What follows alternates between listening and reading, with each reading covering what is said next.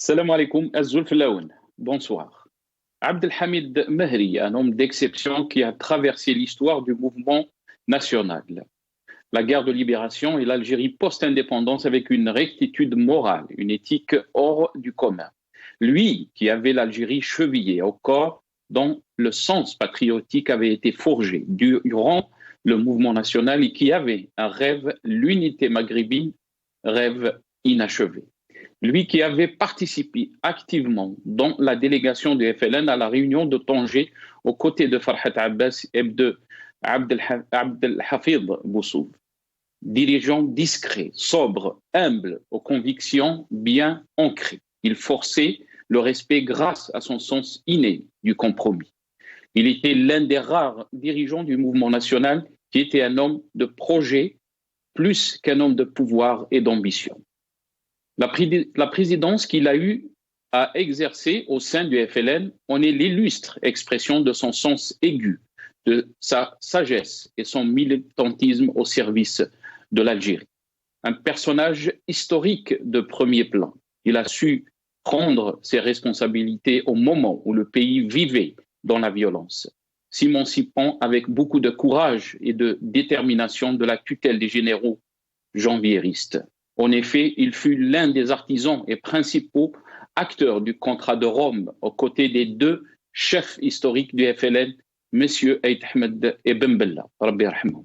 Sa conviction était faite, le pays vivait une séquence tragique, faite de violence, de guerre civile, et que pour lui, seule la solution politique pouvait mettre fin à la tragédie nationale. Ce n'était sans compter sur l'adversité des généraux de l'époque. Il a payé au prix fort son courage politique.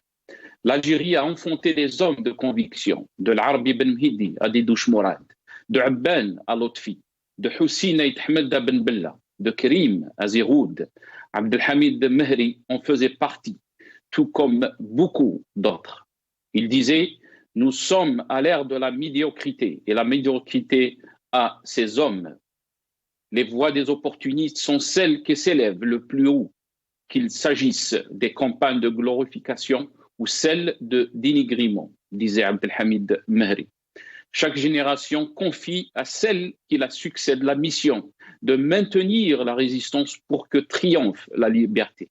L'Algérie et ses hommes politiques de l'opposition aujourd'hui devraient s'inspirer du combat de leurs aînés, qui pour certains d'entre eux ont sacrifié leur vie pour la liberté, la démocratie, et pour d'autres qui ont contribué à ce que le pays ne sombre pas plus rapidement dans l'autoritarisme à cause de l'exercice du pouvoir personnel, annonciateur de la crise politique majeure que nous vivons aujourd'hui. Il est d'une impérieuse urgence que l'opposition mette ses divergences doctrinales de côté et œuvrent ensemble au changement du système pacifiquement. Il y va de l'intérêt, bien compris, de tous les Algériens. يوم غدوة بعد غدوة بعد عام بعد عامين الحوار هو المخرج. ما هو الحوار بالنسبة لنا هنا تسمح لي موش مزية تعملها السلطة، ضرورة وطنية. حتى واحد ما يعمل مزية لا من جانبنا احنا ولا من جانب السلطة. الحوار مخرج أساسي للأزمة. قضية العقد الوطني أنا ما نعتبرهاش ذنب ارتكبناه ونتوب عليه. قضية العقد الوطني نتشرف بأنني أمضيت باسم جبهة التحرير الوطني.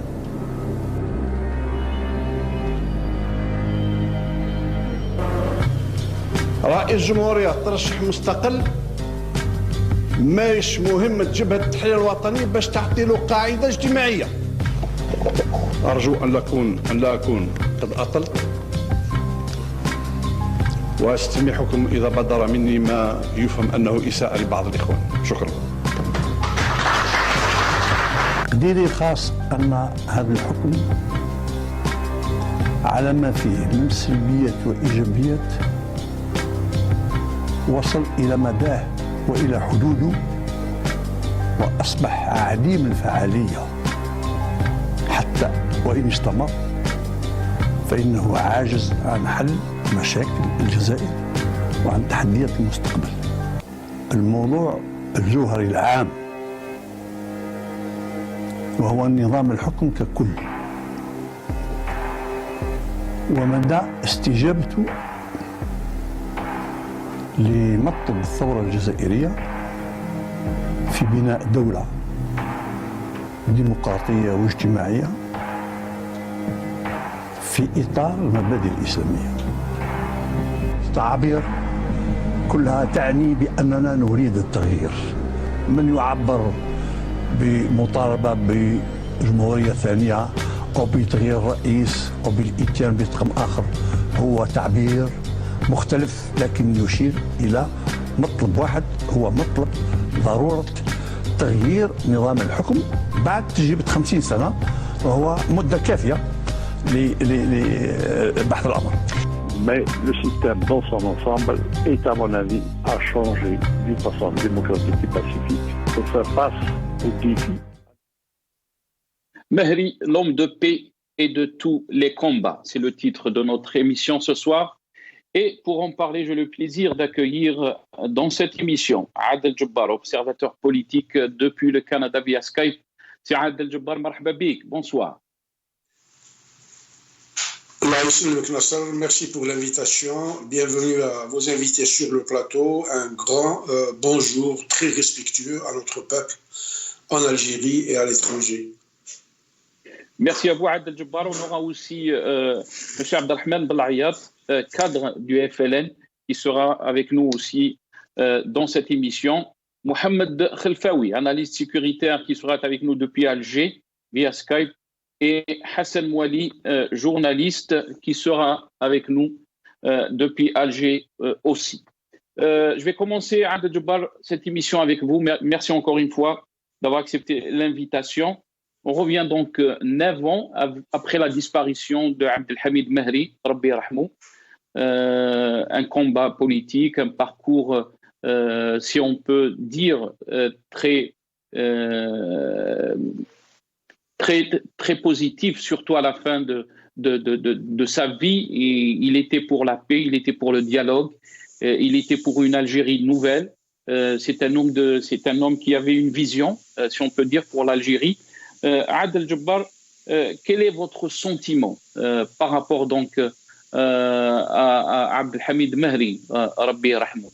Je pense que vous avez une anecdote, vous l'avez rencontré à Montréal, je pense. Qu'est-ce que vous avez à nous dire? C'est trop peu. Une émission pour parler d'un géant, d'un homme d'exception comme c'est Abdelhamid Mehri, Allah yarhamou. Lui et Ahmed, c'est des gens dont l'histoire ne produit qu'un exemplaire une fois par siècle. Donc à le comparer avec les hommes politiques de nos jours, c'est la nuit et le jour, c'est le ciel et la terre. Donc il n'y a absolument aucune comparaison. Cet homme est un géant. Moi j'ai eu le bonheur, la chance de l'avoir fortuitement et accidentellement rencontré à Montréal quand il était venu visiter sa fille qui habite à Montréal. Je pense que c'était en 2010-2011. J'ai passé avec lui dans un parc au centre-ville de Montréal qui s'appelle le parc La Fontaine, pratiquement 45-50 minutes. Je peux vous assurer que ce monsieur-là est une véritable encyclopédie. Ce que j'ai appris de l'histoire de l'Algérie et du mouvement national de libération avec Abdelhamid Mehri, je ne l'ai pas appris pendant pratiquement 40 ans et durant toutes mes années d'université et de navigation à travers le monde et après avoir dévoré des dizaines ou des centaines de livres d'histoire sur l'Algérie. Cet homme est un géant, il est incomparable, son parcours est extraordinaire, il a commencé son militantisme au début des années 50 et puis il n'a jamais lâché la flamme du combat et du militantisme jusqu'à sa mort, même après avoir subi les foudres du régime militaire qui lui a fait un coup d'état scientifique avec comment il s'appelle, Hadi Khediri, le colonel Blaouda, Hajjar, et celui qui fut intronisé plus tard secrétaire général du FLN. Si Abdelhamid Mahri voulait donner une indépendance d'un FLN tout à fait rénové, indépendant par rapport au pouvoir politique des militaires, malheureusement, on est retourné avant 88 dans un régime où c'est encore l'armée qui choisit son président, où c'est l'armée qui domestique l'opposition et où c'est l'armée qui fait main basse sur le FLN pour lui servir d'appareil de propagande. Donc, consacrer une émission comme ça, c'est trop peu pour ce géant-là, ce grand monsieur. Et chaque année, que Dieu fasse, je vais au même endroit où je l'ai rencontré, je mets une fleur à la place de la chaise ou du banc dans lequel il était, et je vous assure que même avec des températures polaires de moins 15 et moins 18, il y a une énergie et une chaleur extraordinaire que dégage ce banc que je visite une fois chaque année. Je vais la veille, au 29 janvier, je dépose une fleur, je prends une photo, et donc c'est un homme hors du commun, ce n'est pas un homme du pouvoir, c'est un véritable homme d'État. Malheureusement, des géants de sa dimension, on n'en produit plus en Algérie. Nous sommes rentrés dans l'ère du nanisme plutôt, et du n'importe quoi, n'importe qui s'érige en politique aujourd'hui, s'érige en grand stratège, alors qu'il n'a ni le poids ni la dimension. C'est Abdelhamid Mahri, c'est un homme qui a été forgé dans le berceau du militantisme et de la révolution.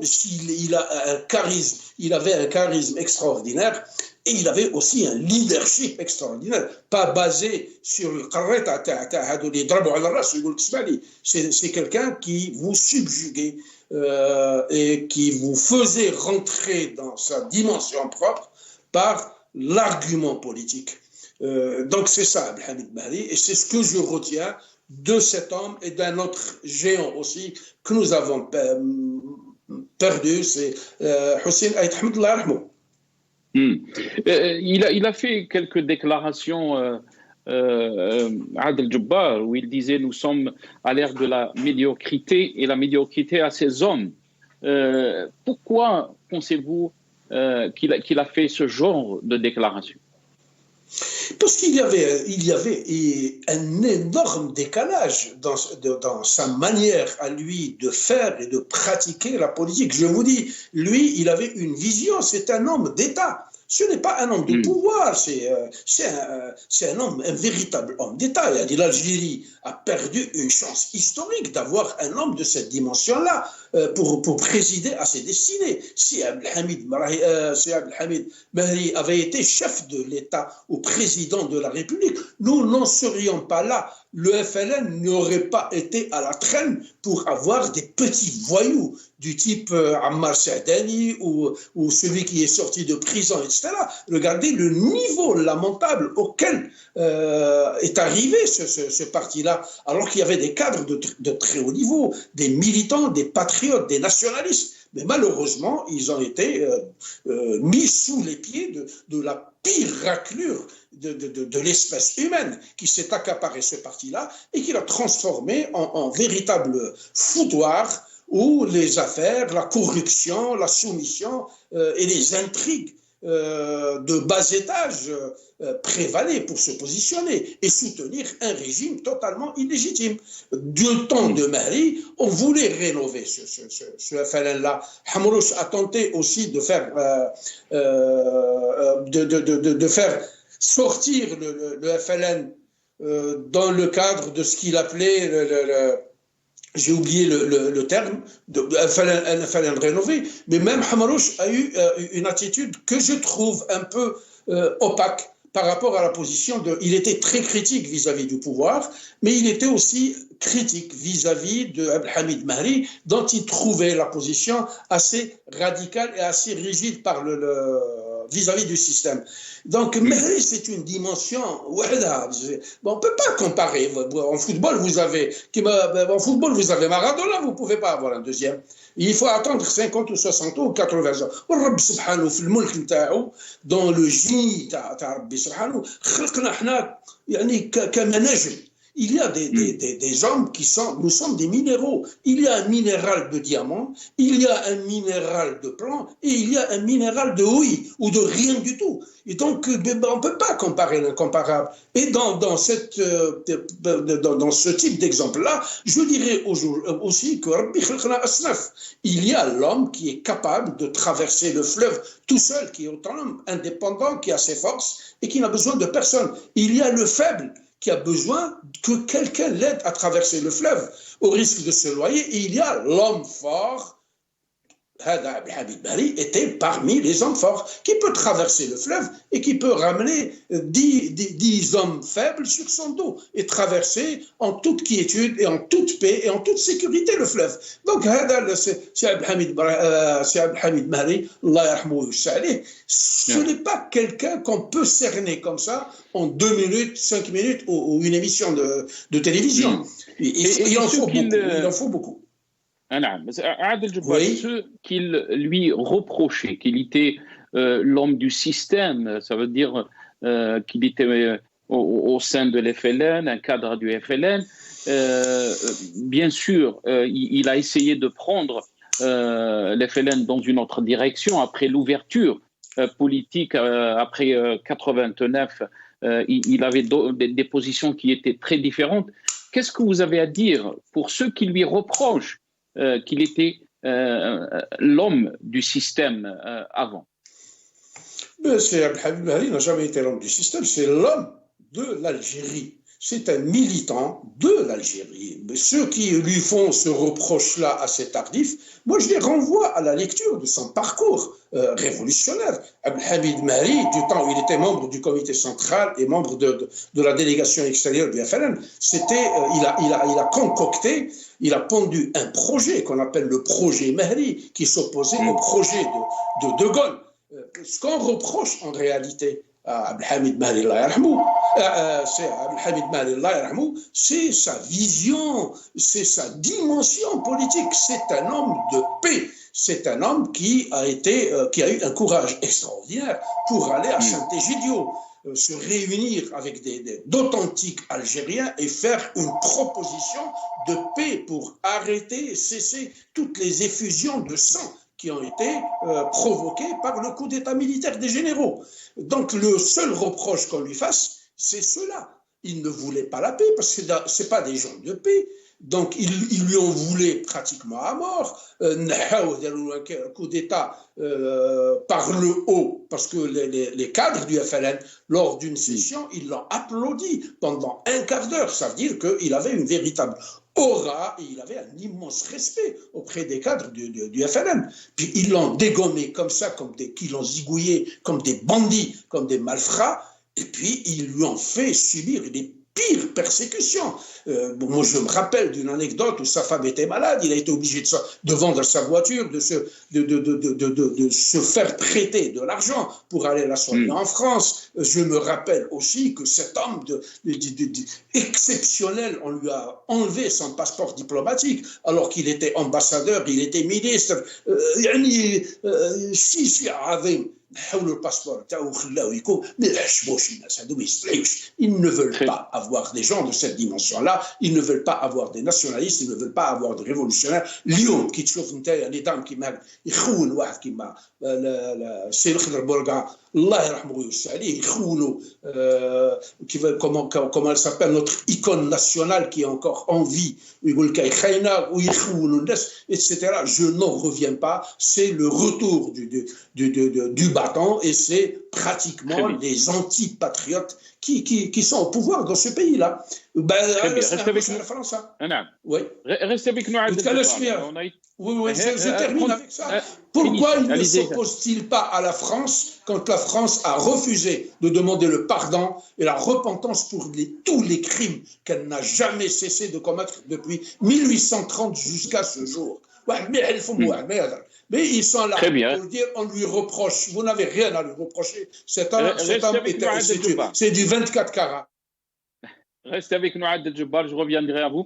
On a été rejoint par Si Mohamed Khelfaoui, analyste sécuritaire depuis Alger, via Skype.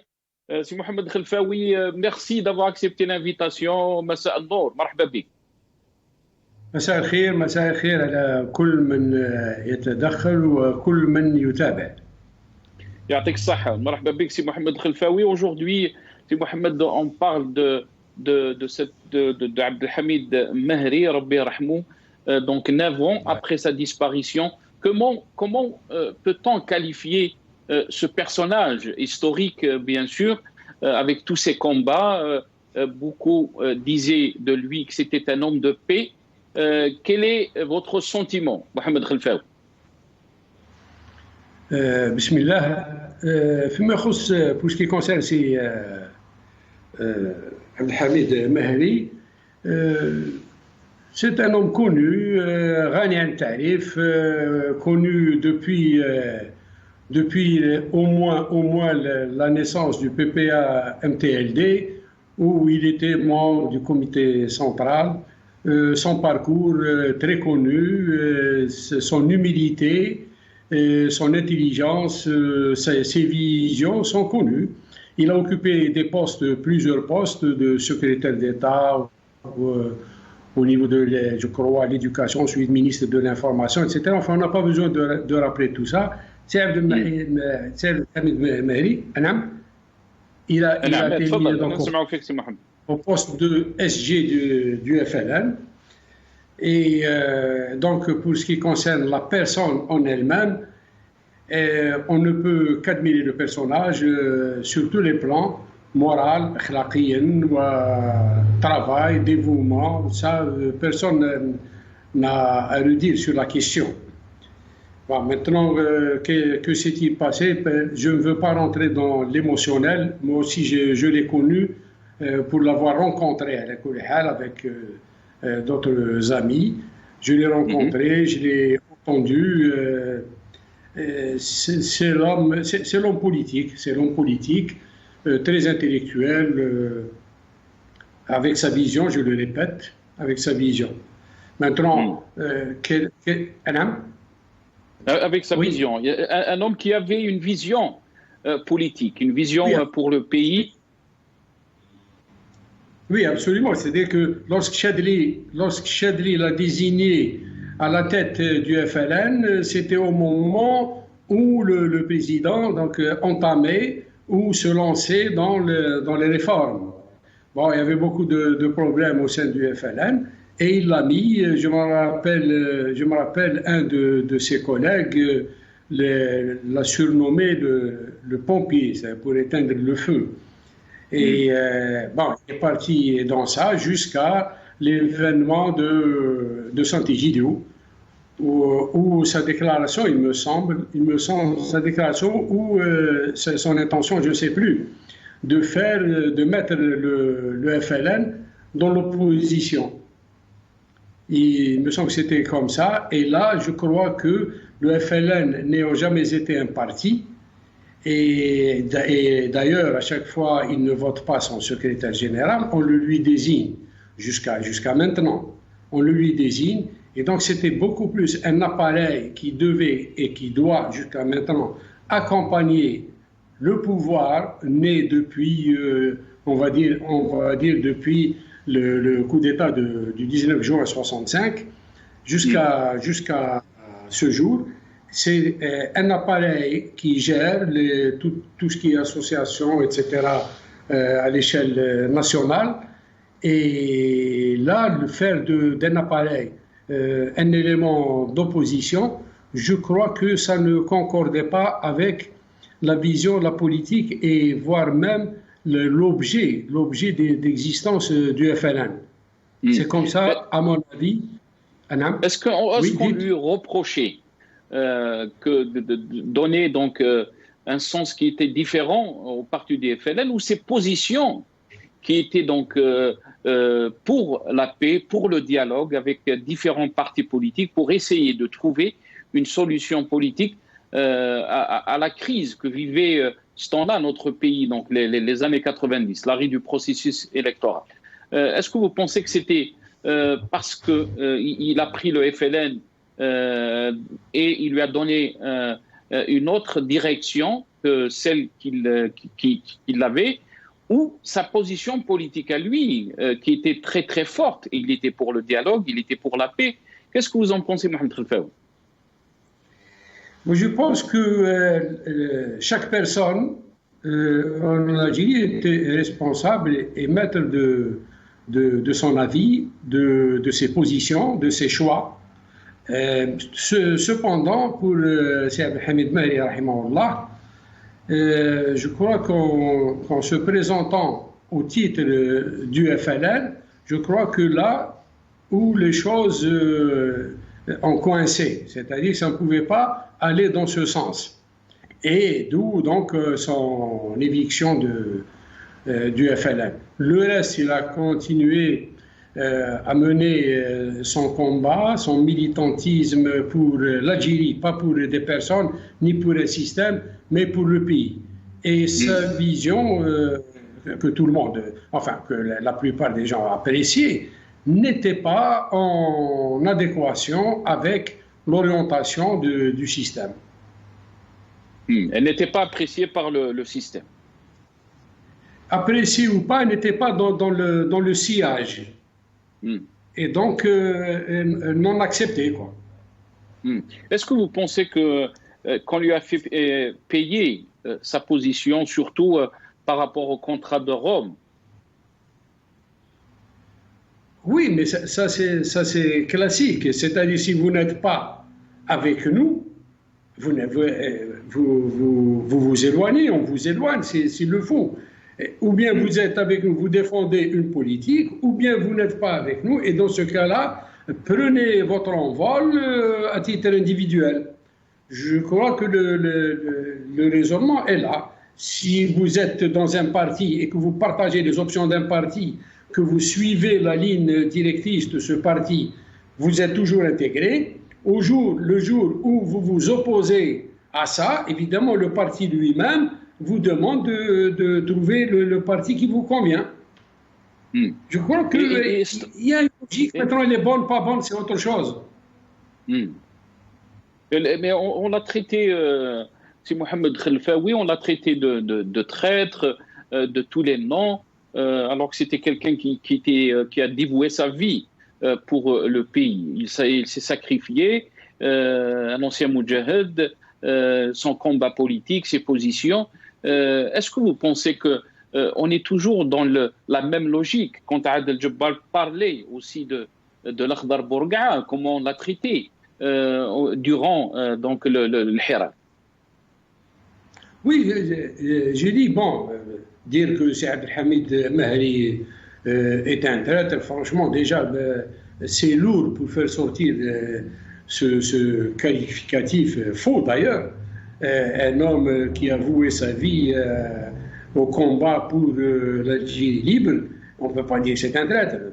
Maintenant, je dirais entre guillemets, permettez-moi de le dire parce que je ne trouve pas un autre mot, une déviation parce que le parti du FLN étant passé de l'autre côté, avec les autres personnalités du contrat de Rome, là c'est trahir une démarche, mais être traître ou disons se démarquer d'une démarche, de là à se faire passer ou à se faire traiter pour traître, non, c'est trop fort. Et surtout s'agissant de Abdelhamid Mahri ou de Saïd Ahmed, rahimahullah, là c'est un peu gros. Des gens qui n'ont pas fait peut-être le quart de ce qu'ont réalisé ces hommes durant la guerre de libération. Très bien. Restez avec nous, Mohamed Khelfaoui. On va essayer juste d'écouter de vous faire passer donc cette vidéo. On va écouter ce que disait Abdelhamid Mahri Rabbi Rahmou par rapport au dialogue et je reviens à mes invités. الحوار كيفاش يكون في الجزائر؟ هل يكون بدخول الفيس ولا لا؟ يبحثوا قضايا سياسية نتاعنا وحتى واحد ما تكلم. لكن يبقوا في الاتحاد الاوروبي نفس الشيء، مسؤولين من عده دول، لكن رؤساء دول، وزراء داخليه يعطيونا يوميا في توجيهات سياسيه وحتى واحد ما تكلم. لكن يجتمعوا لوحدهم، يعني يبقوا يقرروا، ممكن السياسه اللي يقروها او اللي قرروا هما ما يكونش يطبق الان في لا المهم هو هنا ما يجوز لي لا يجوز لك. المسؤولين نتاعنا كلهم راحوا من 3 سنوات هما في اوروبا والغرب يقنعوا الناس باللي فيه خطر اصوليه اسلاميه على الغرب، ويقنعوا الناس بان المصير نتاعهم والاستقرار نتاعهم مهدد بما يقع في الجزائر. هذا واش هو التدوير ولا واش؟ والان يجيو للشعب الجزائري قال فيه خاطر صليبي راح يجيبوه الاحزاب، تجندوا الصليبيه راح يجيبوها الاحزاب. هذه سياسه نتاعش. واش معناها السياسه؟ المسؤولين نتاعنا راحوا لاوروبا قالوا فيه خطر عليكم من الاسره الاسلاميه ولا لا؟ كاين. هذا واش النتيجه نتاعو؟ النتيجه كل الخلفيات ضد الاسلام تزيد تبرز. والان كي نجيو نقولوا فيه خاطر صليبي راحوا يجيبوه الاحزاب، في خطر صليبي على الجزائر؟ واش معنى هذا؟ هذا هو اللي قصدته في الندوه الصحفيه نتاعي، وهذا هو اللي ما نفهموش الا تبرير للسياسه الحاليه اللي Mohamed Khelfaoui, je vais revenir à vous. Vous avez entendu donc Abdelhamid Mehri, Rabbi Rahmou, c'est des déclarations très fortes ce temps-là, surtout que le pays traversait donc une tragédie et qu'il fallait trouver une solution. Est-ce que vous pensez qu'avec ces déclarations, il avait mis à nu le pouvoir et qu'est-ce que vous pensez de ces déclarations? Écoutez, je ne peux pas faire face à Abdelhamid Mehri pour la dire ce qui me vient à l'esprit à son égard. Non, j'ai énormément de respect pour ces hommes, sauf que bon,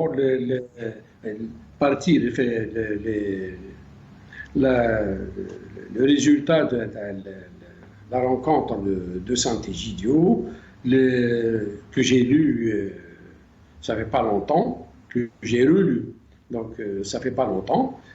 Écoutez, les différents points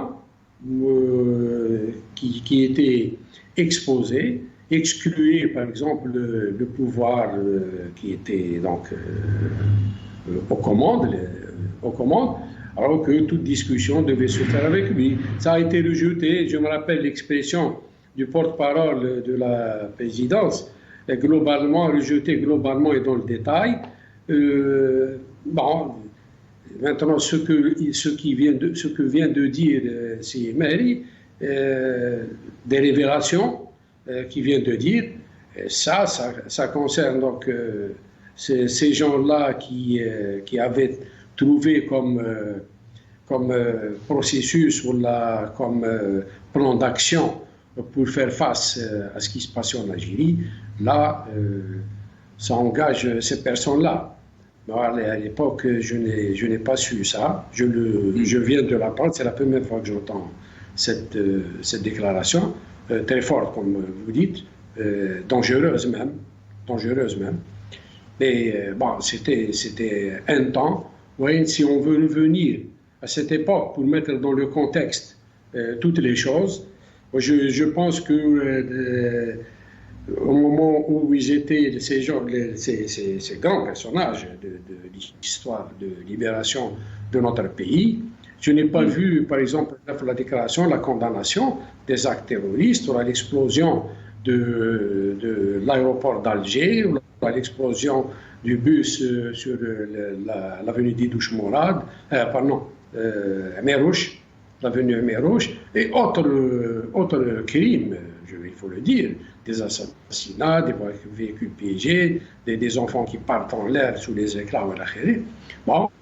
Et, par contre, demander la libération des chefs qui refusaient de condamner le terrorisme, mais enfin, ça peut se discuter, mais à l'époque, je je n'avais aucun recul. J'étais un officier modeste. Moi, je n'étais pas parmi les gradés qui dirigent ou qui donnent un avis. Moi, non.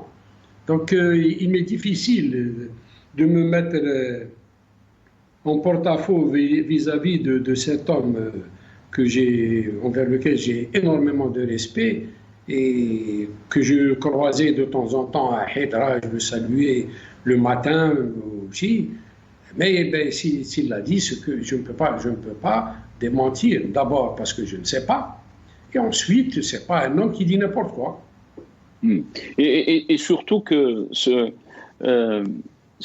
pacte de Rome était signé par 3 chefs historiques, Aït Ahmed Rabbi Rahmou, Ahmed Ben Bella, et aussi des dirigeants du FIS, des représentants donc, du parti du FIS, et d'autres représentants aussi, Ali Yahya Abdelnour, qui représentait la Ligue des droits de l'homme. Est-ce que vous pensez, parce que si on essaye de mettre un peu le contexte actuel que vit notre pays, le parallèle, on a écouté aussi Tchouin, c'est Mohamed Khelfaoui, que toutes les voix qui s'élèvent pour essayer de demander qu'il y ait un changement pacifique, qu'il y ait une rupture avec le système, on les accuse de main étrangère, d'être les voix des puissances qui veulent du mal à notre pays. Donc c'est toujours le même refrain qui revient. Vous me parlez du contrat de Rome et des différentes déclarations, ou là vous me parlez de l'état actuel du pays? Si on veut faire le parallèle, c'est Mohamed Khelfaoui, le parallèle entre ce qui s'est passé ce temps-là, dans les années 90, quand il y avait des personnalités politiques du poids de Abdelhamid Mahri Rabbi Rahmou, aussi Aït Ahmed Ben Bella et d'autres personnalités politiques qui essayaient de trouver une issue à une crise qui secouait notre pays. On les a accusés de tous les noms. Et là, quand on entend les déclarations de Abdelhamid Mahri que vous avez écoutées, on se dit que, en fin de compte, le régime, le pouvoir, utilise toujours les mêmes refrains. Il parle de Ayadi Kharijia, et si on contextualise un peu, si on parle de la situation que vit notre pays depuis 2019. Si je vous dis mon point de vue à partir des déclarations du contrat de Rome, je vous dis que tout était en faveur de l'ex-parti, le FIS.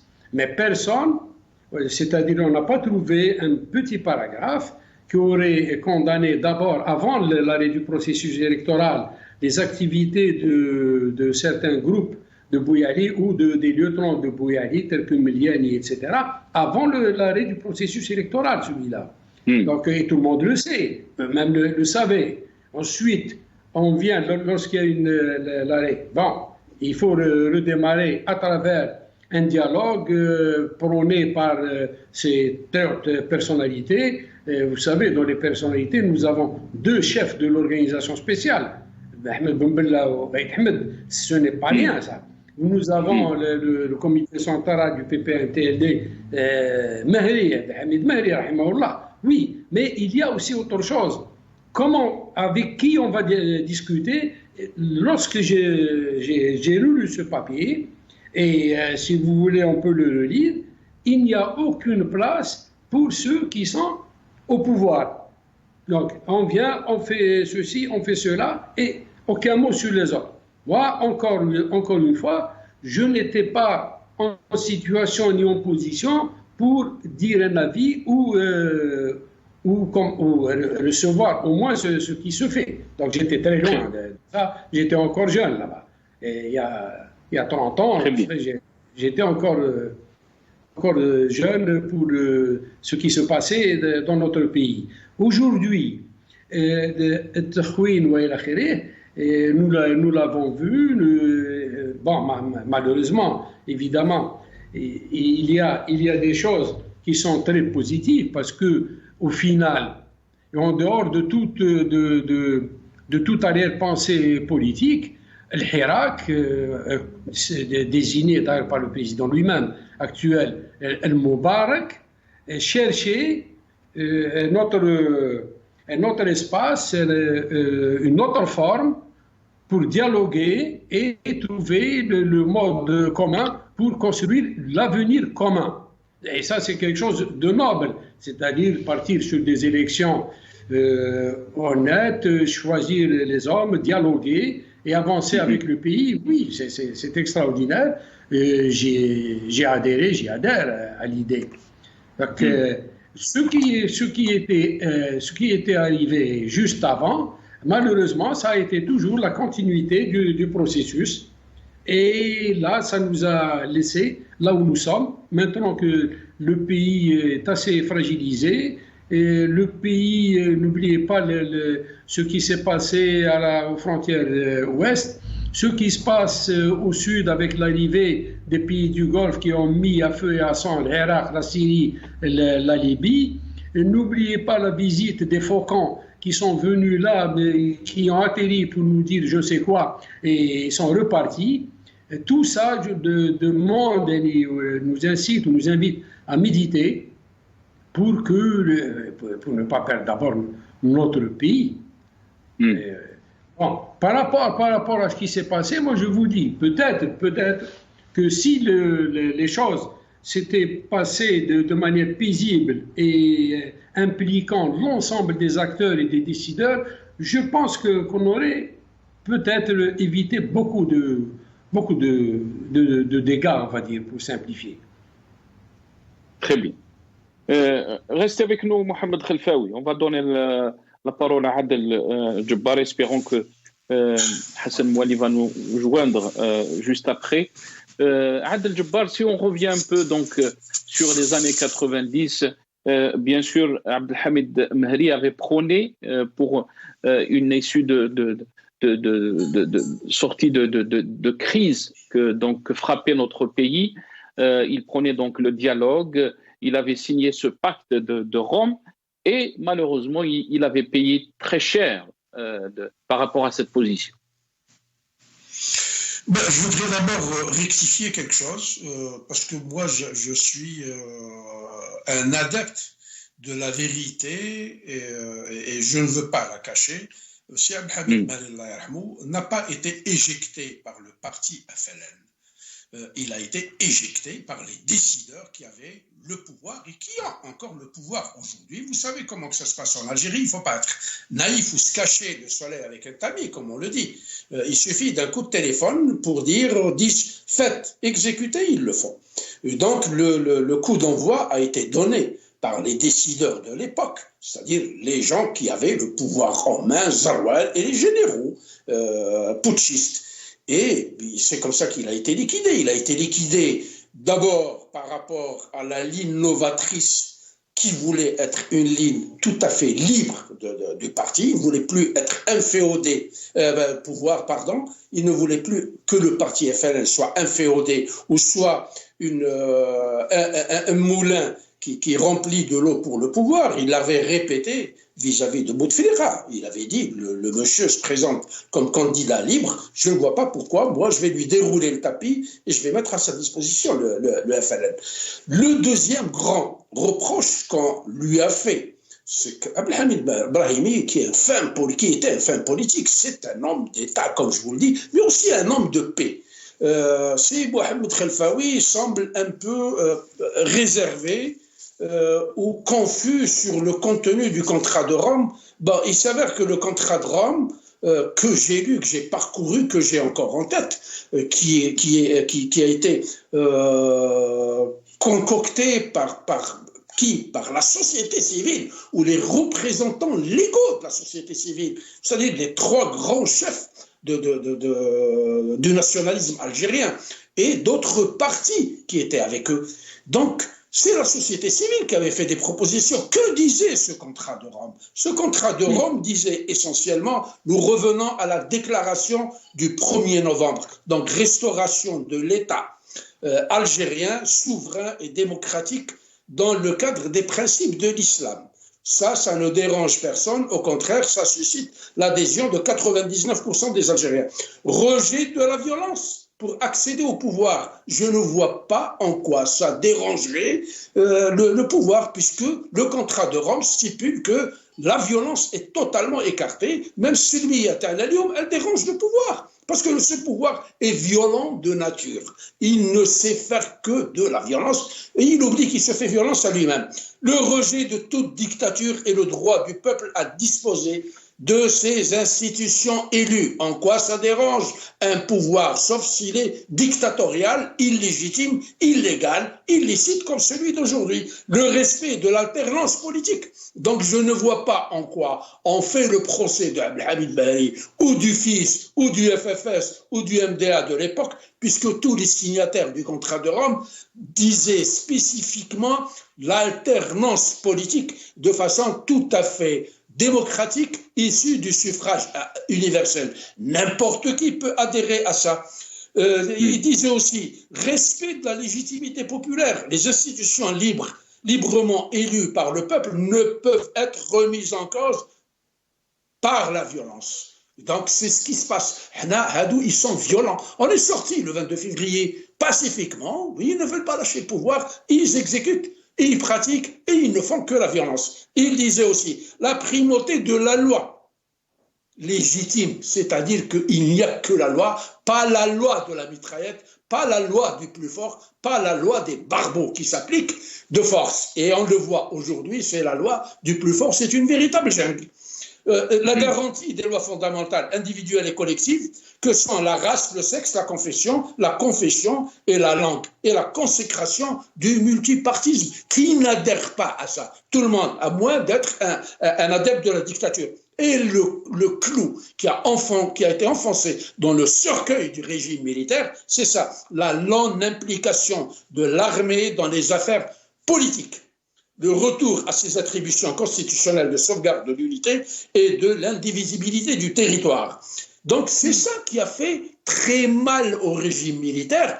قال لك حنا الجيش حنا نسيروا ولا شنقريحه اليوم قال الرئيس نتاعهم هذاك يقول لك انا je me réunis 2 fois par semaine pour discuter des préoccupations économiques. انا jamais سمعت بجدها هذه. Et puis qu'est-ce qu'il disait? La liberté et le respect de confession de tous. L'IGOL que le FIS, ou le MDA, ou le FFS, il est contre le respect des confessions. Ça, c'est stipulé dans le contrat de Rome. En quoi ça dérange le régime? Et qu'on ne nous dise pas, ils ne voulaient pas discuter, c'est une plateforme qui a été proposée, comme depuis le 22 février, les Algériens n'ont jamais cessé de présenter des propositions de sortie de crise. Mais ce régime-là, militaire, autoritaire, totalitaire, dictatorial, refuse tout. Il bouge ses oreilles, il s'entête. Lyon, pour faire très court, أنا نشفى قرينا التاريخ بكري في الحروب اللي كانت قبل الإسلام. C'est-à-dire quand il y avait des tribus qui se faisaient la guerre avant l'islam, quand il y avait une tribu qui déposait des armes parce qu'elle était battue, parce qu'elle n'avait plus les moyens, parce que Hayat, etc., la tribu qui a gagné la guerre ne court pas derrière elle pour lui arracher la tête ou pour lui donner un coup de poignard dans le dos. La Convention de Genève vous dit que quand une armée bat une autre armée, elle fait des prisonniers, elle les protège selon la Convention. في التربيه نتاعنا حنايا يقول لك واحد كي تشوفه طايح في الارض هزه ما تزيدش تكمل عليه. هاد الناس هذو qu'est-ce qu'ils ont fait? Ils ont profité de la crise de la pandémie du Covid au lieu de يمدوا يدهم ليد الشعب وينعتوا الحنان نتاعهم والحب نتاعهم نتاع الشعب، خرجوا la haine qu'ils ont dans leur tripes, dans leurs intestins, dans leur cœur et dans leur esprit satanique pour aller commencer à terroriser, violenter, agresser, emprisonner des gens. Regardez ce qui vient d'arriver à Rachid Nekaz.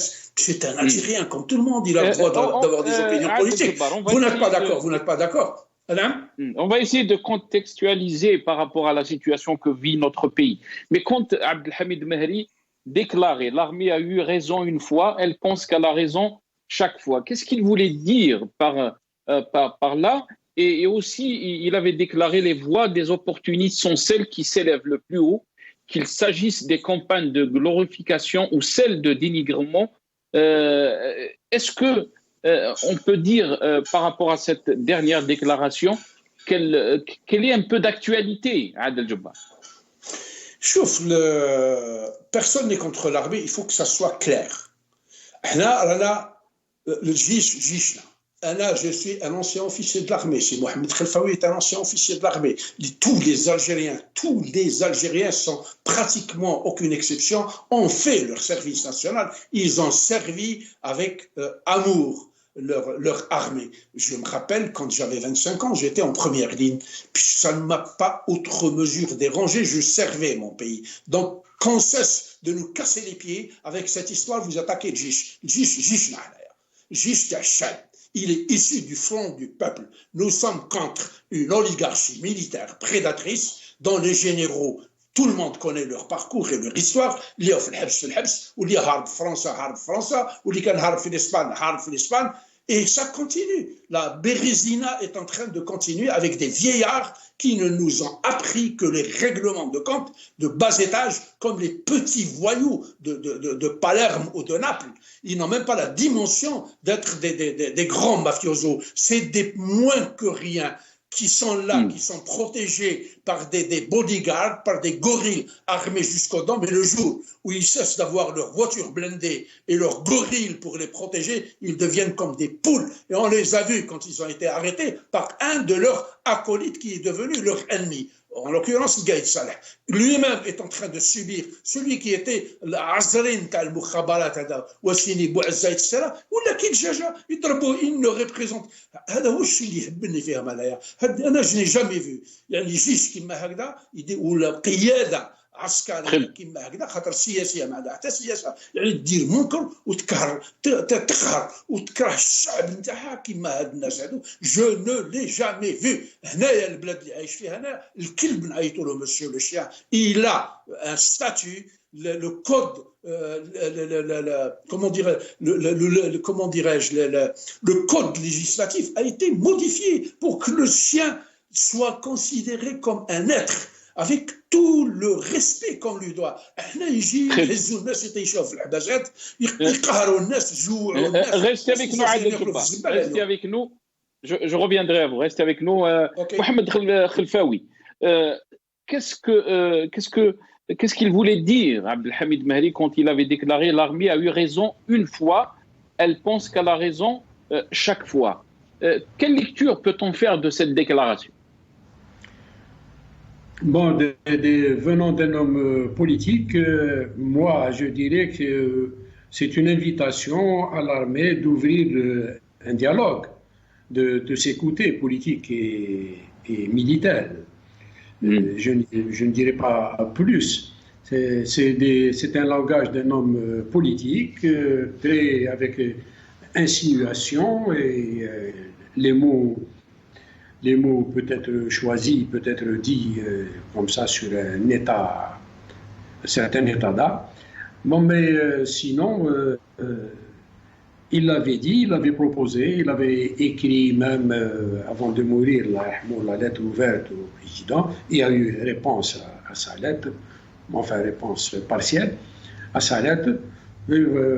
Voilà, Mahri, quand il prononce une telle phrase, c'est une invitation aux gens de peut-être réfléchir ensemble avant de décider. Là. Il était. Est-ce que vous pensez qu'elle est d'actualité, Mohamed Khelfaoui? Honnêtement, je dirais que non.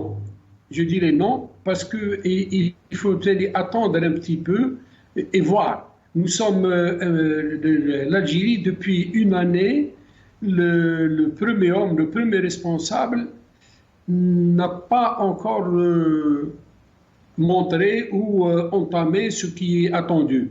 C'est sa maladie, donc son absence, d'une part, d'autre part la pandémie et autres problèmes socio-économiques n'ont pas laissé, disons, entrevoir quelque chose de concret. C'est-à-dire que l'horizon est un peu brouillé, la vision elle n'est pas claire.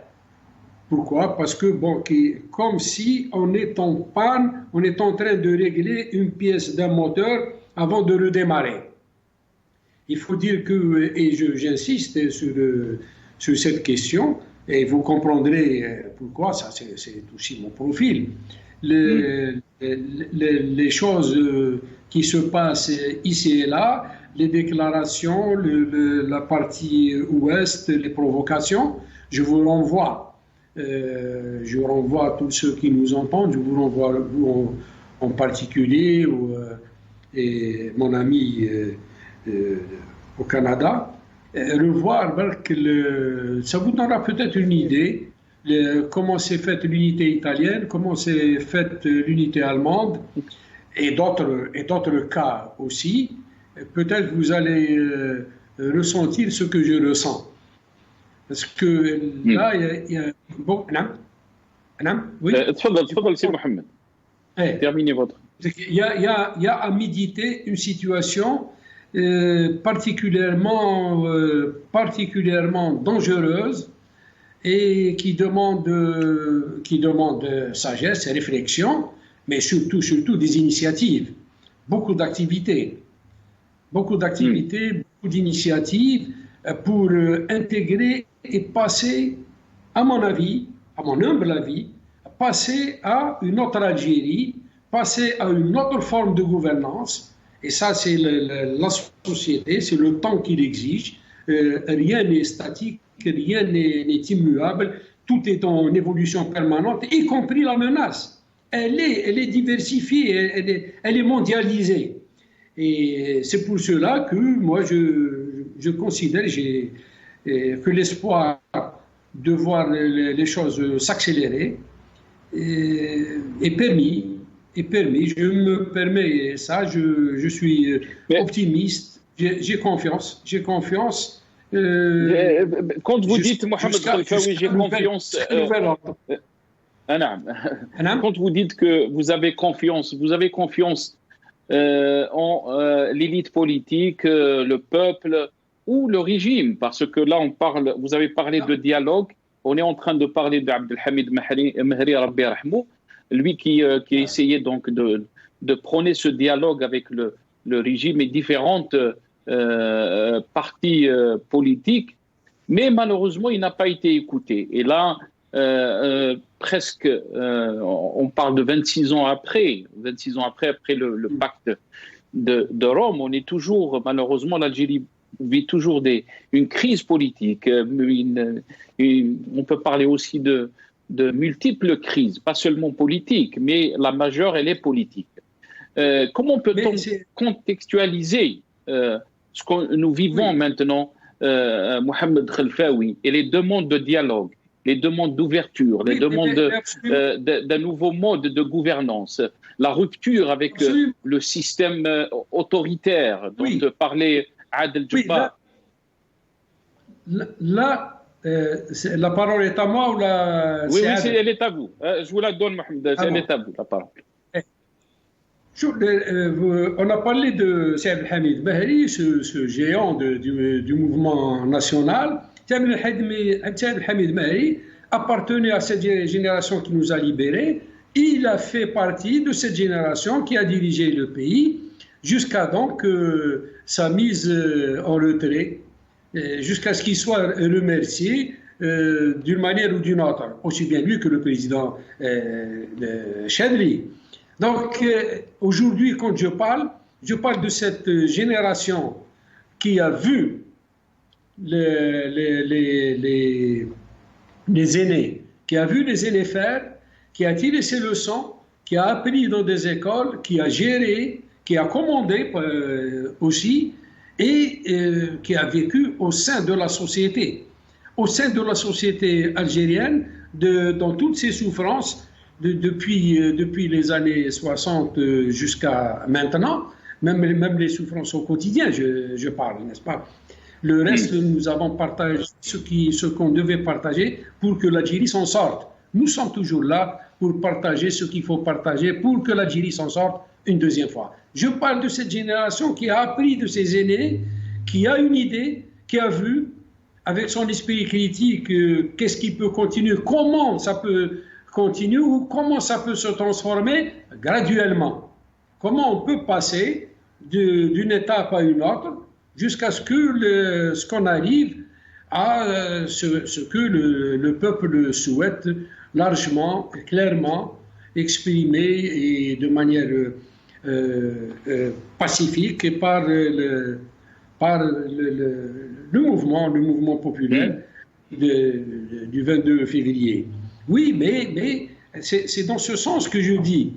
Je dis c'est une autre génération, ou du moins c'est une génération qui a eu à être commandée par la génération passée, dont on parlait tout à l'heure, et qui, je suppose, a tiré ses conclusions, a tiré ses leçons, et je crois que je ne peux pas douter de leur envie, de leur désir, de leur détermination à mieux faire, surtout que maintenant, cette menace mondialisée et ces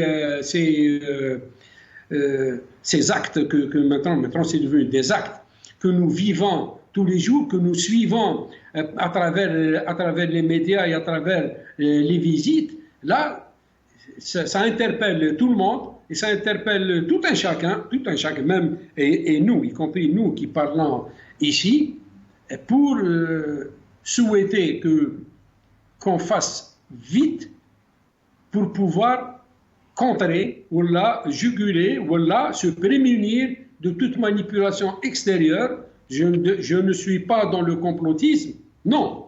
J'essaie d'être dans le réel, c'est-à-dire ce que j'ai vu, ce que j'ai lu et ce que je ressens. Je ne suis pas dans le complotisme, mais nous pousser à une guerre, là, il faut que tout le monde fasse attention.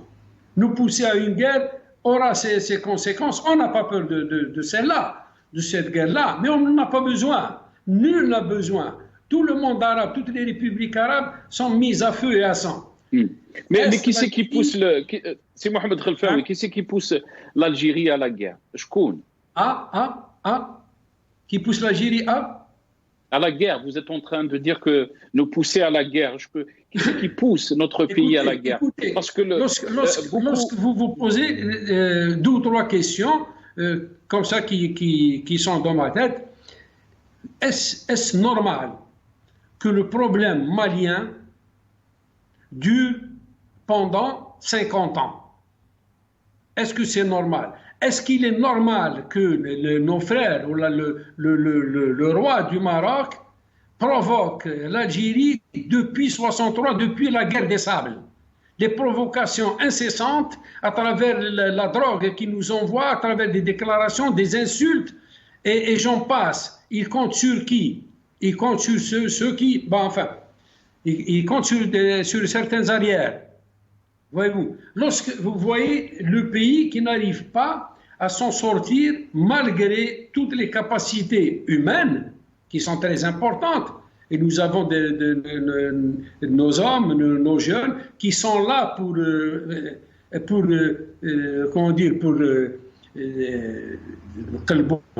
labourer cette terre, quitte à le faire avec nos doigts, avec nos mains, pour faire avancer les choses. Nous avons une sagesse acquise depuis la nuit des temps. Heureusement que les gens savent faire, c'est-à-dire savent contrer. Ils ont toujours contré malgré une absence, je dirais, criminelle depuis 20 ans, où notre diplomatie s'est tue, où l'Algérie est devenue l'ombre d'elle-même. J'espère que nous qui étions, notre diplomatie qui était très proactive, voilà qu'elle se trouve là, éliminée du champ régional. L'Algérie ne participe à rien, elle est à peine associée à ce qui se passe autour de nous, la Libye ou autre.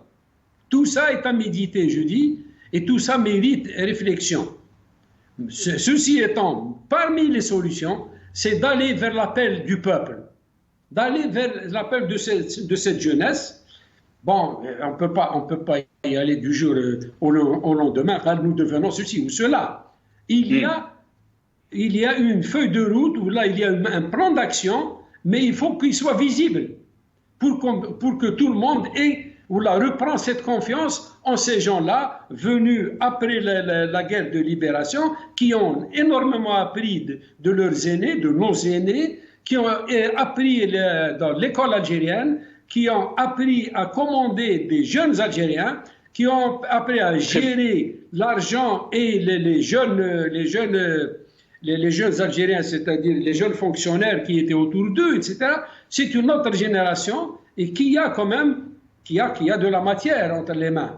Mais Mohamed Khelfaoui, restez avec nous. Oui. Il y a ceux qui vont émettre des critiques par rapport à ce que vous venez de dire, c'est votre avis bien sûr, et on respecte votre avis, qui vont vous dire que le régime joue bien sûr avec ces menaces et que s'il était vraiment dans l'intérêt aussi de notre pays, dans l'intérêt des intérêts de notre pays, c'est de répondre positivement par rapport donc aux revendications du peuple algérien, d'aller construire un état de droit, de liberté et de démocratie. On a été rejoint, je pense qu'on a un petit problème avec l'invité Abdelrahman Belayat qu'on n'arrive pas à joindre dans cette émission. Donc on a été rejoint par Nourdine Aoussat, professeur Nourdine Aoussat qui est avec nous. Professeur Nourdine Aoussat, merci d'être avec nous. Yatik Saha. Marhaba bik. Comment peut-on qualifier Abdelhamid Mehri et son combat, Nourdine Aoussat? Merci pour l'invitation, Sénateur. Que dire de Abdelhamid Mehri? Tout d'abord, c'est la compétence. Deuxièmement, le sens de la responsabilité. Troisièmement, je dirais l'amour et l'abnégation pour le pays. Je ne sais pas, c'est-à-dire on ne pourra jamais assez qualifier ou faire d'éloges et louer Abdelhamid Mehri. Je n'oublierai jamais le débat qu'il a eu face à Abbassi Madani, où on voyait deux personnes débattre politiquement, bien qu'ils ont, je dirais, 99% de points communs, mais parce que les positions politiques sont différentes, on voit là un débat franc entre deux personnes. Abdelhamid Mehri, j'ai eu l'occasion d'évoquer son nom à des politistes et docteurs en sciences politiques algériens.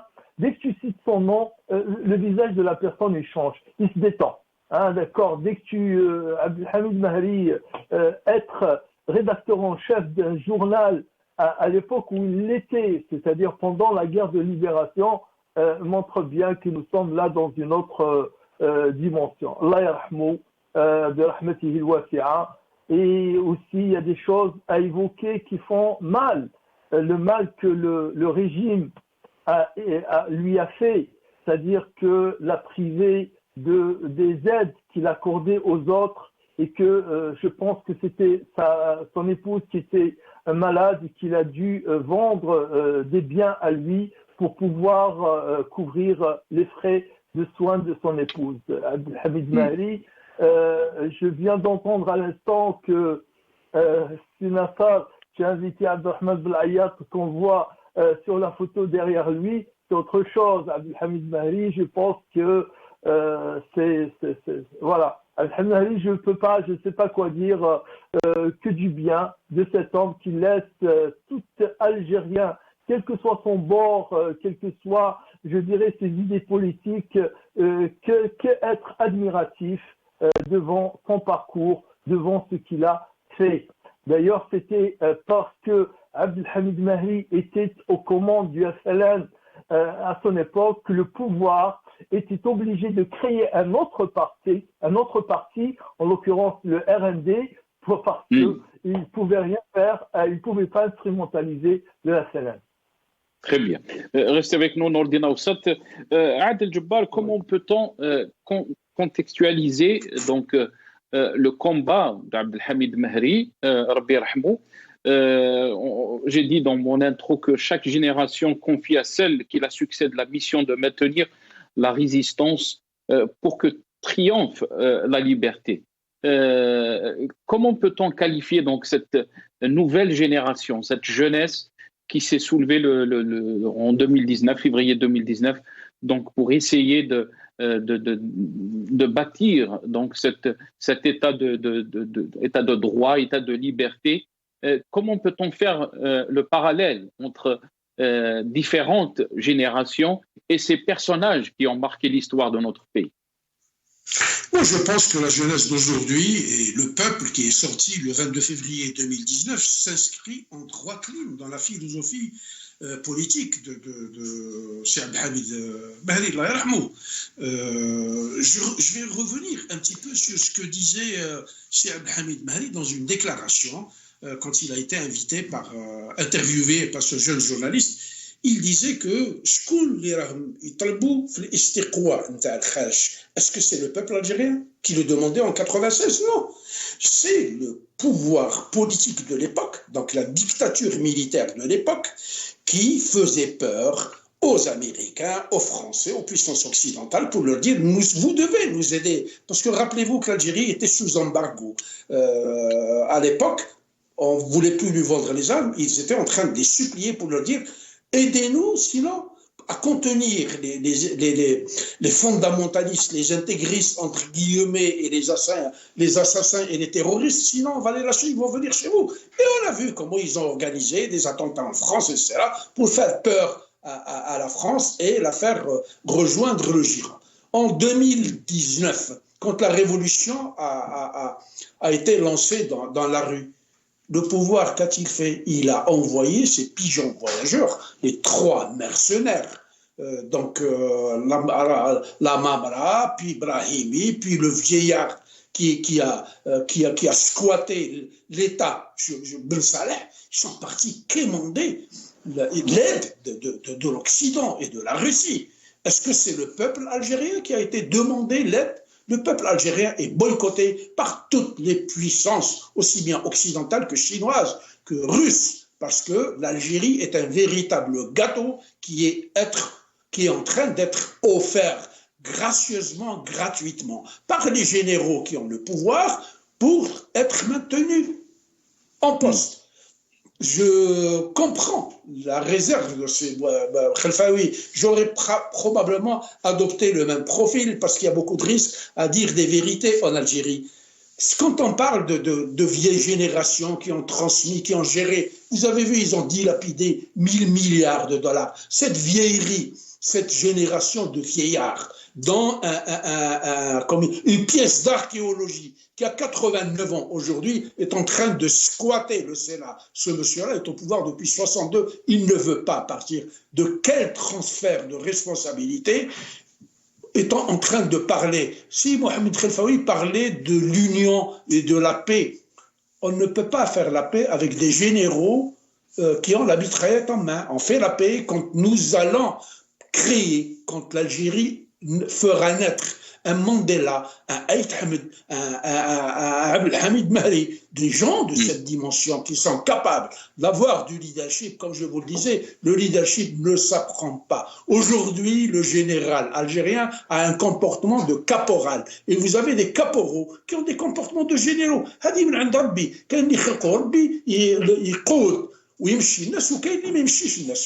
Donc, qu'on cesse de nous emmener en bateau, d'espérer le changement et de susciter l'espoir. Il n'y a pas d'espoir. Tant que ce régime-là est en place, très bien. Tant que ce sont les militaires qui ont la même base sur le pays, il n'y aura rien, il n'y aura que des catastrophes. Restez avec nous. Maintenant qu'on nous fasse peur avec ces histoires du Maroc, du Mali, moi je m'en contrebalance du Mali. Modibo Keïta a été enlevé par la France en 61, les Maliens sont sortis dans la rue 60 ans après, ils sont en train de démocratiser leur pays. Qui gère leur pays que nous gérons? Pourquoi? Restez avec